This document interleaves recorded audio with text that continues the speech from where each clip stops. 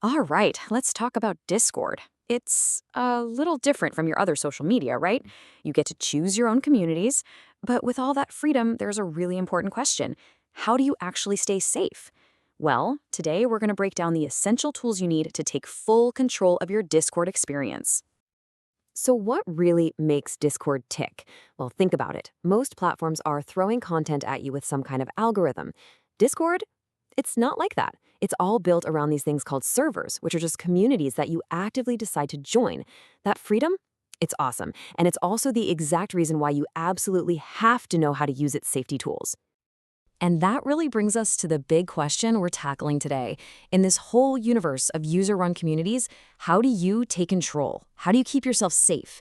Don't worry, we're going to break it all down, step by step, layer by layer. Okay, so let's start with layer one. This is the absolute foundation, fortifying your account itself. I want you to think of it like the front door to your house in the digital world. It's your entire Discord presence, and we got to make sure that door is locked up tight. Unlocking that door comes down to two really simple but super powerful actions. First up, a secure password. And I mean a unique one, something you're not using anywhere else. And number two, enabling two-factor authentication, 2FA. That's what adds that critical extra layer of security. And look, this is why these steps are they're non-negotiable. Seriously, this isn't just about stopping someone from posting silly things as you. It's way bigger. It's about protecting your personal information, your DMs, and all those private conversations from anyone who shouldn't be seeing them. All right, so your account is now a fortress. Awesome. Now we can move on to the second layer, which is all about curating your interactions.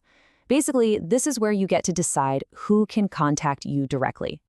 So this here is a great snapshot of what I like to call your personal safety toolkit inside Discord. You've got all this fine-tuned control over everything. We're talking direct messages, friend requests, even filters for explicit content, and, of course, the block button.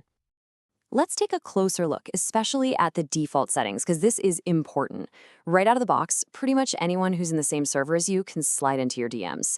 For way more privacy, you can just turn that off completely.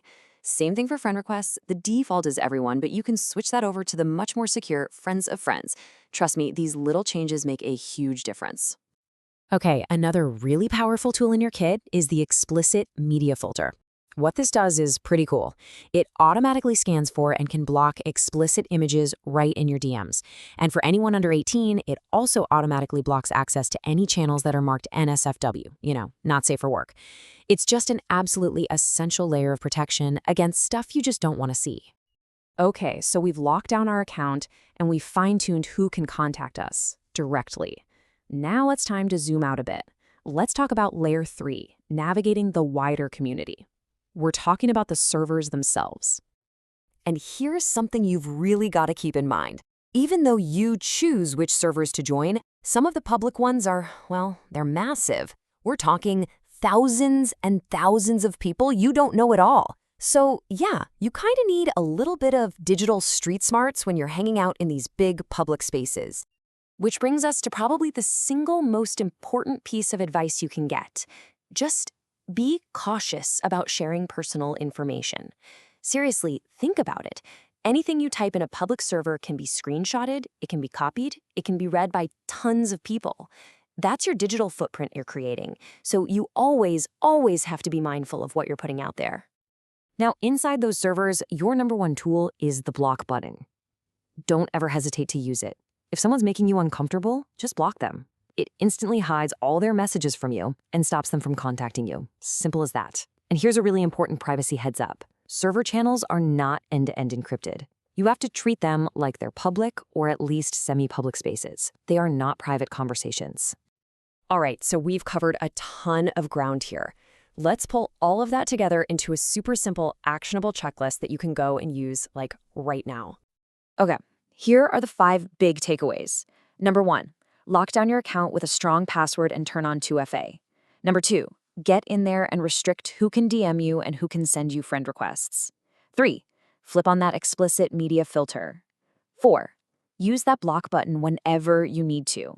And number 5, just think before you share any personal info in a server. And that's really the main idea here. Discord gives you all the tools you need to build your own online world. It's your digital space, and it should be governed by your rules. So the only question I have for you is, are you in control?